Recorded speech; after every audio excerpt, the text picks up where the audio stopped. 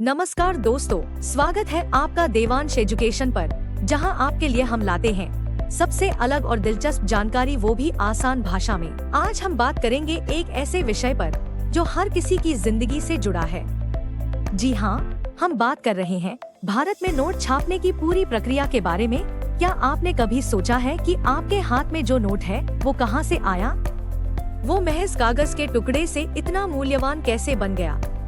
और सबसे बड़ा सवाल, इसे बनाने में क्या क्या जादू छिपा है? दोस्तों, क्या आपने कभी सोचा है कि जो नोट आपके वॉलेट में है वो कैसे बनता है? इसे छापने में कौन कौन सी टेक्नोलॉजी और प्रक्रियाएं इस्तेमाल होती हैं? इसको छापते वक्त किस खास इंक का प्रयोग किया जाता है जो कि नकली नोट छापने वाले लोगों के पास नहीं होती है? और इसी से हो जाती है असली और नकली नोट की पहचान। और सबसे बड़ी बात, क्या सरकार जब चाहे उतने नोट छाप सकती है? क्या ज्यादा नोट छापने से देश अमीर हो जाएगा, या फिर इसके पीछे कुछ और ही सच्चाई है?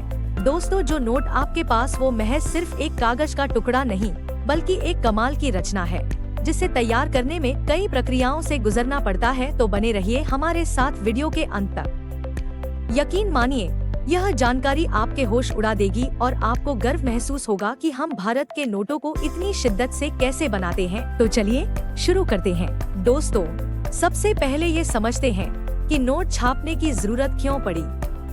क्या आप जानते हैं कि भारत में 18वीं शताब्दी तक लेन देन के लिए सिक्कों का ही इस्तेमाल होता था? लेकिन जैसे जैसे अर्थव्यवस्था बड़ी हुई, सिक्कों से लेन देन करना मुश्किल हो गया। तब 1861 में पहली बार कागज के नोट छापने की शुरुआत हुई। उस समय ये ब्रिटिश सरकार के अंतर्गत होता था। उसके बाद करीब 1920 में ब्रिटिश सरकार ने इसे भारत में ही छापने का फैसला किया। आजादी के बाद से भारत में नोट बनाने का अधिकार सिर्फ एक ही संस्था के पास है, और वो है भारत का रिजर्व बैंक ऑफ इंडिया, यानी कि RBI। इसे बैंकों का बैंक भी कहते हैं। दोस्तों, रिजर्व बैंक का काम है कि सभी बैंकों को इंस्ट्रक्शन देना और ये सुनिश्चित करना कि फाइनेंशियल सिस्टम सही तरीके से काम कर रहा है या नहीं। लेकिन यह फैसला सिर्फ RBI अकेले नहीं लेता। इसके पीछे भारत सरकार और वित्त मंत्रालय का भी बड़ा हाथ होता है।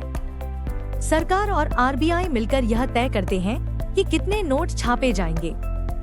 इसे तय करने में कई आर्थिक फैक्टर ध्यान में रखे जाते हैं, जैसे देश की अर्थव्यवस्था, इन्फ्लेशन और बाजार में नोटों की मांग। दोस्तों, क्या आप जानते हैं भारत में नोट छापने का काम सिर्फ 4 जगहों पर होता है। पहला महाराष्ट्र के नासिक, दूसरा मध्य प्रदेश के देवास, तीसरा मैसूर और चौथा पश्चिम बंगाल के साल्बोनी में। और हर जगह इतनी हाई सिक्योरिटी होती है कि परिंदा भी पर नहीं मार सकता। लेकिन सिर्फ प्रिंटिंग ही नहीं, नोट में जो खास कागज और स्याही का इस्तेमाल होता है वो भी पूरी दुनिया में बेमिसाल माने जाते हैं। दोस्तों, अब हम बात करते हैं आखिर नोटों को छापने में कितना खर्चा आता है। सबसे पहले हम बात करते हैं सबसे बड़े नोट की, इस खूबसूरत से गुलाबी रंग के 2000 के नोट की, जो कि अब RBI द्वारा अब बंद कर दिया गया। इसको छापने में लगभग 4 रुपए का खर्चा आता है।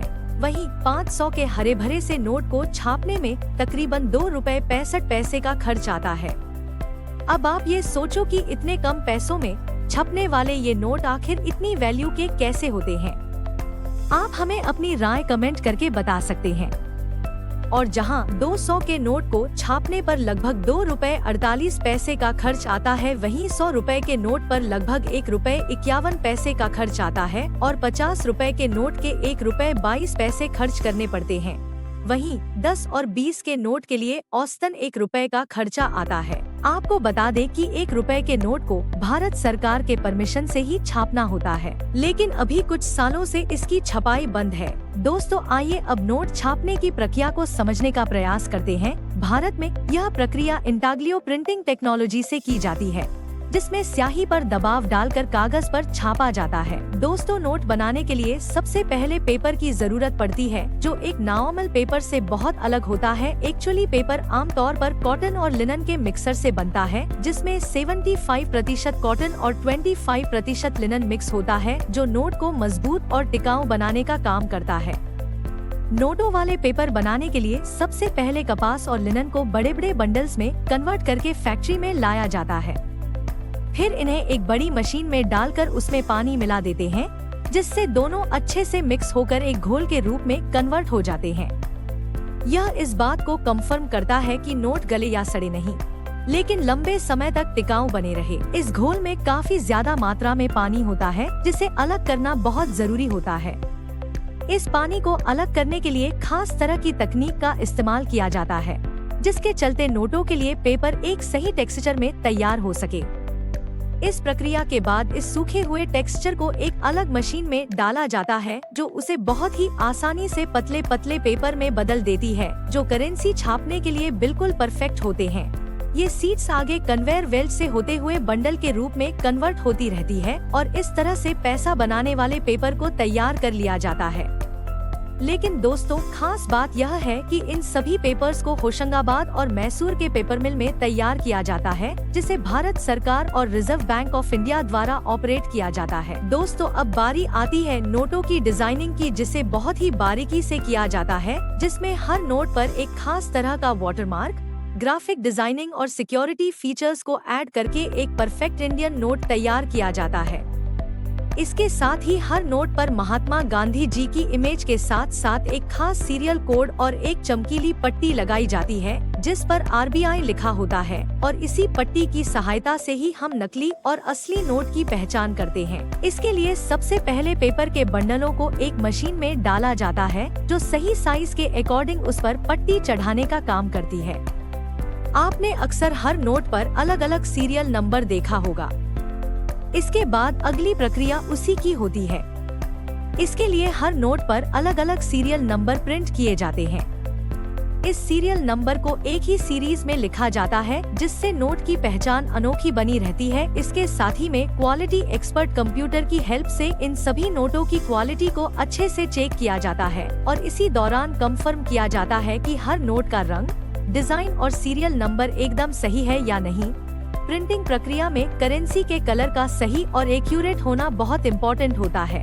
इसके लिए हमें जिस भी कलर का नोट बनाना होता है, उस रंग को सबसे पहले एक बड़ी मशीन में जरूरी मात्रा में रंग को डाला जाता है। एक्चुअली नोटों का रंग कलर पर ही निर्भर करता है, इसीलिए कलर को सही अमाउंट में मिलाना जरूरी हो जाता है। यदि रंग में जरा सा भी अंतर होता है तो पेपर खराब हो सकता है।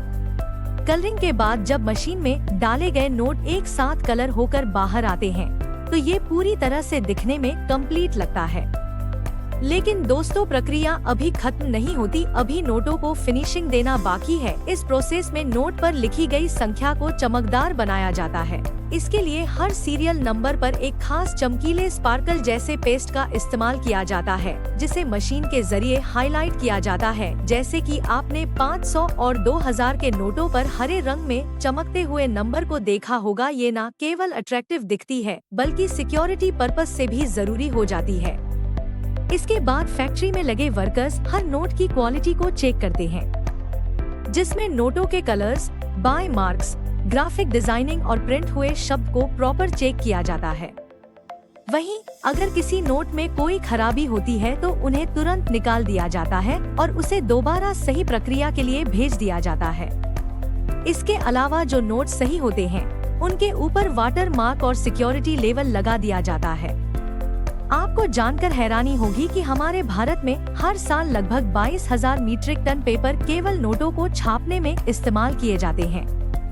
इसके साथ ही अगर हम लागत की बात करें तो भारत में 2023-24 में नोट छापने पर 5,101 करोड़ रुपए खर्च किए गए, जो 2 दशक के उच्चतम स्तर पर था, जो वित्तीय वर्ष 2004-05 से काफी अधिक है और 250% की वृद्धि को दर्शाता है। अब हमारा अगला प्रक्रिया कटिंग का आता है, जिसमें हर नोट को यूनिक साइज में काटा जाता है। ये प्रोसेस भी बहुत एक्यूरेट होता है, क्योंकि थोड़ी सी गलती से नोट की क्वालिटी पर असर पड़ सकता है। नोटों की कटिंग के बाद इसको प्रेस किया जाता है, जिससे वो एकदम कड़क और एक समान हो जाए। नोट की कटिंग करने के बाद नोट्स को एक ट्रांसपेरेंट पॉलिथीन में पैक किया जाता है, जिससे ट्रांसपोर्टेशन के दौरान वो सेफ रहे। फिर इसे RBI के वेयरहाउस में भेजे दिया जाता है, जहां से इन्हें बैंकों और ATM में वितरित किया जाता है। बैंकों से ही ये नोट हम लोगों के हाथों में आ जाते हैं और फिर ये लेन देन में इस्तेमाल किए जाते हैं। अब एक बड़ा सवाल, क्या सरकार जब चाहे उतने नोट छाप सकती है? इसका जवाब है नहीं। अगर सरकार ऐसा करे तो इससे महंगाई बढ़ जाएगी। इसका मतलब है कि बाजार में चीजों की कीमतें आसमान छूने लगेंगी और नोटों की कीमत घट जाएगी, जिसके चलते करेंसी की रियल वैल्यू में कमी आ जाती है और गरीब वर्ग के लिए समस्याएं बढ़ जाती हैं। इस तरह से देश की जीडीपी बढ़ने के बजाय और भी डाउन होती चली जाती है। इसलिए देश की गरीबी को दूर करने के लिए हमें एजुकेशन के साथ साथ रोजगार, इकोनॉमिक डेवलपमेंट की आवश्यकता को भी ध्यान में रखना चाहिए। इसलिए नोट छापने का काम बहुत सोच समझकर किया जाता है। दोस्तों, भारत के नोट सिर्फ हमारी अर्थव्यवस्था का हिस्सा नहीं, बल्कि हमारी संस्कृति और इतिहास के प्रतीक भी हैं। क्या आप जानते हैं कि भारतीय नोटों पर 17 भाषाओं का इस्तेमाल होता है? यह हमारी विविधता को दिखाता है। इसके अलावा भारत के नोटों में इतनी सुरक्षा होती है कि यह अंतर्राष्ट्रीय स्तर पर भी सराहे जाते हैं। तो दोस्तों, यह थी भारत में नोट छापने की पूरी प्रक्रिया। उम्मीद है कि आज आपको बहुत कुछ नया सीखने को मिला होगा। अगर आपको ये वीडियो पसंद आया हो तो इसे लाइक करें, शेयर करें और हमारे चैनल को सब्सक्राइब करना न भूलें।